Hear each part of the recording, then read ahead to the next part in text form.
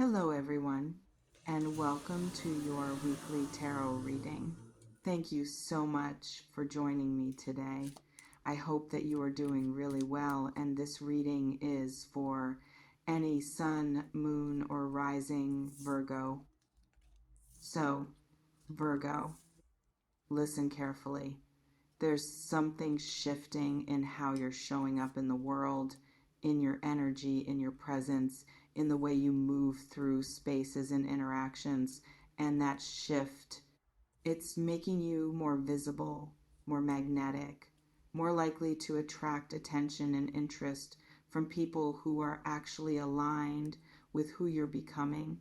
Not because you're trying harder, not because you're performing better, but because you've been doing internal work that's changing your external frequency. Stay with me because I'm not here to tell you that some predetermined person is waiting in your future to complete you. I'm not here to promise that marriage is guaranteed or that you're about to meet the one.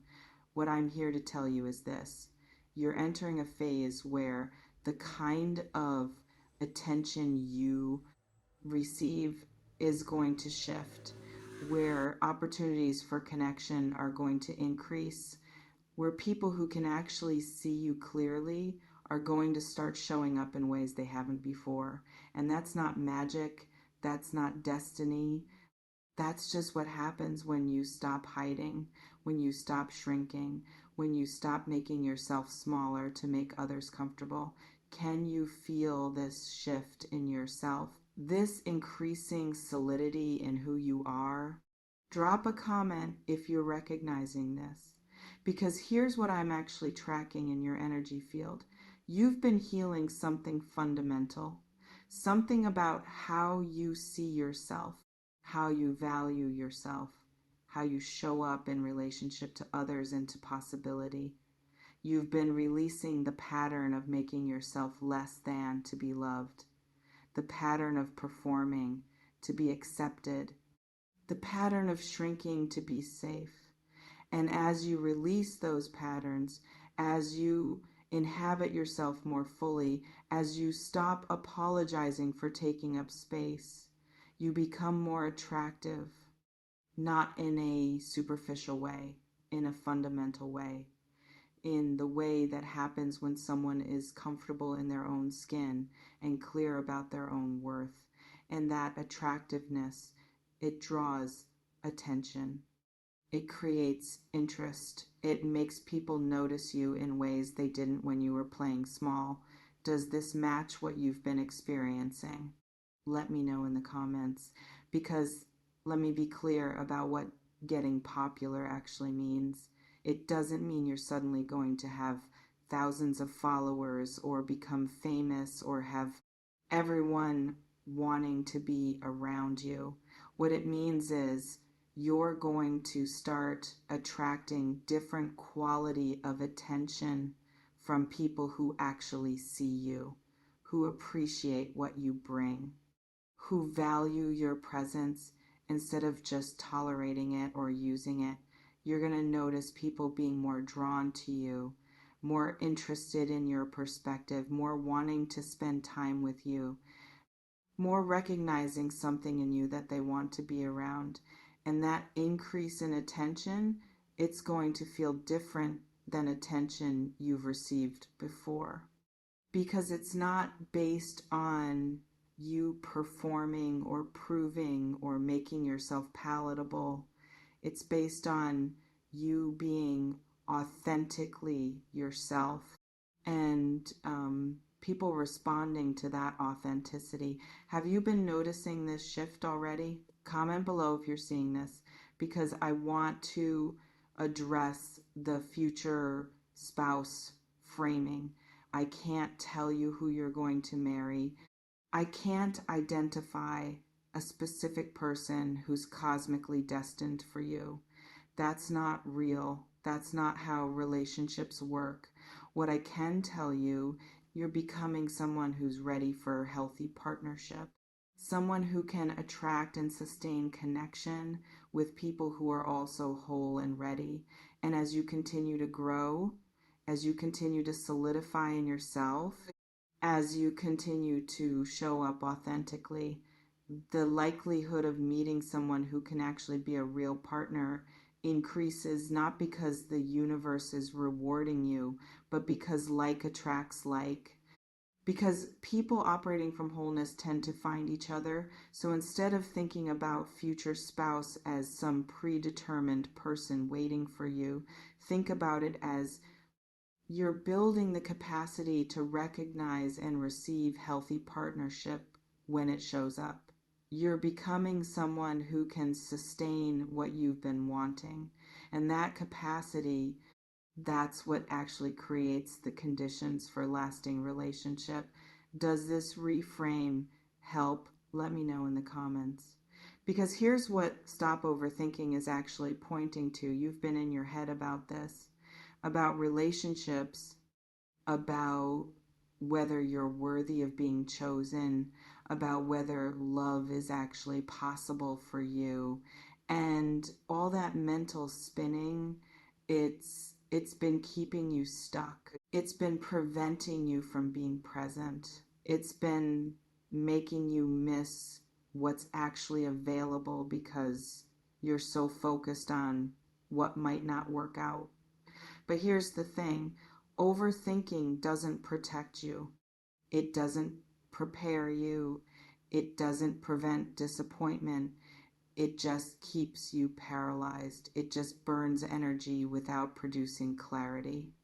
It just creates anxiety about futures that haven't happened yet. So the invitation is get out of your head, get into your body, get present with what actually is instead of what might be. Notice who's showing interest. Notice what opportunities are presenting. Notice how you're feeling in different interactions and respond to what's real instead of what you're imagining. Can you do that? Can you get present instead of staying stuck in analysis? Drop a comment if you're willing to try, because here's what else I'm sensing about this increased visibility. It's going to require something from you. It's not just going to feel good and easy and exciting. It's going to activate your stuff, your fears about being seen, your discomfort with being wanted, your skepticism about whether people's interest is genuine.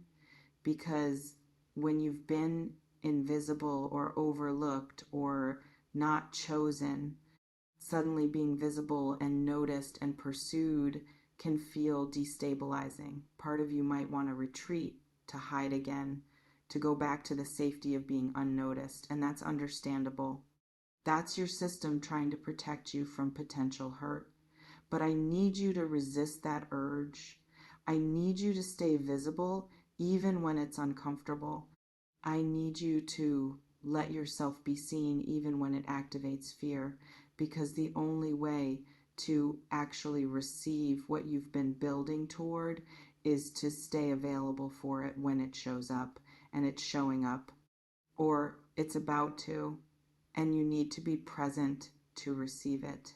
Have you been wanting to hide just as things are opening up? Let me know in the comments. Because I want to talk about what this actually looks like in practice. You're going to notice people paying more attention to you, making more effort to connect, being more interested in getting to know you. And some of that attention is going to be aligned from people who actually see you and appreciate what they see, but some of it is going to be misaligned. From people who are attracted to your energy, but not actually compatible with your values or needs. And you're going to need to discern, to assess, to figure out who's worth engaging with and who's just responding to surface level attraction. Because increased visibility doesn't mean everyone who's interested is right for you. It just means you have more options. And options require choice. So as people show up, as interest increases, as opportunities for connection present themselves, stay grounded, stay clear, Stay connected to what you actually need versus what just feels flattering in the moment. Not everyone who wants you deserves you. Not everyone who's attracted to you can handle you. Not everyone who pursues you can sustain partnership. Your job is to discern the difference. Can you bring that level of discernment? Comment below if you're ready, because here's what I need you to understand about readiness for partnership. You don't need to be perfect. You don't need to have it all figured out. You don't need to be completely healed from everything, but you do need to be in relationship with yourself. You do need to know your worth independent of external validation. You do need to have boundaries and standards that you're willing to maintain. And the work you've been doing, it's been building that. It's been solidifying your relationship with yourself. It's been clarifying your standards. So when someone shows up who might be partnership material, you're ready to assess them clearly, to see if they can actually meet you where you are, to recognize if what they're offering aligns with what you need. You're not desperate anymore. You're not willing to accept less just to not be alone. You're not sacrificing yourself to make someone else comfortable. And that's what makes you ready. Not perfection, but groundedness in yourself. Have you been recognizing this readiness in yourself? Let me know in the comments, because I also want to address what might be blocking you. Fear that if you let yourself hope, if you open yourself to possibility, if you allow yourself to believe good things can happen, you're setting yourself up for disappointment, for hurt, for the pain of wanting something and not getting it. And I get that. I understand that fear. It's based on real experience, on times you've hoped before and been let down. But here's what you need to hear. Protecting yourself from disappointment by refusing to hope that doesn't actually protect you. It just guarantees that you feel bad now instead of potentially feeling bad later. And it closes you off to the possibility that this time could be different, that you're different, that what's available now is different than what was available before. So the invitation is risk hoping, risk opening, risk believing that good things can happen even though you've been disappointed before. Not naively, not without discernment, but with the understanding that the only way to receive what you want is to be available for it when it shows up. Can you take that risk? Can you stay open even though it's scary? Drop a comment if you're ready, because here's what I really want you to understand. This increased visibility, this shift in the quality of attention you're receiving, this opening toward partnership, it's not happening randomly.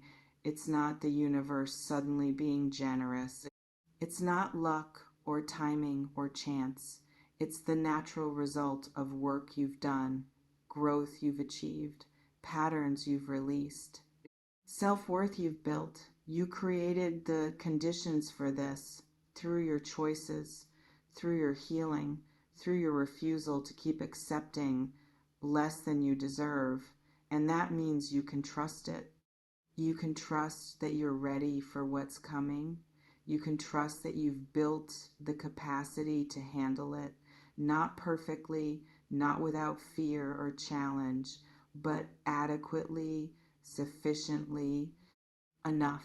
So when the attention increases, when the opportunity's present, when someone shows up who might be partnership material, don't sabotage it. Don't convince yourself you're not ready. Don't talk yourself out of receiving what you've been building toward. Just stay present, stay grounded, stay connected to your knowing, and let yourself have what's available. You've earned it, you're ready for it, and it's time. So stop overthinking, stop hiding, stop waiting for perfect conditions. Just be yourself, stay visible, stay open, and see what unfolds. Because you're not the same person who couldn't attract healthy partnership before.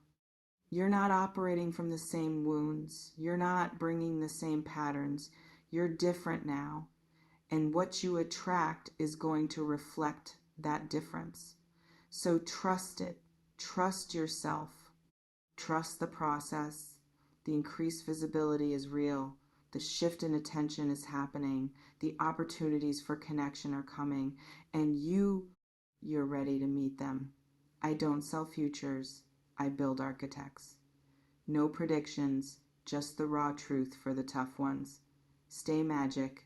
Stay in the now. Bye.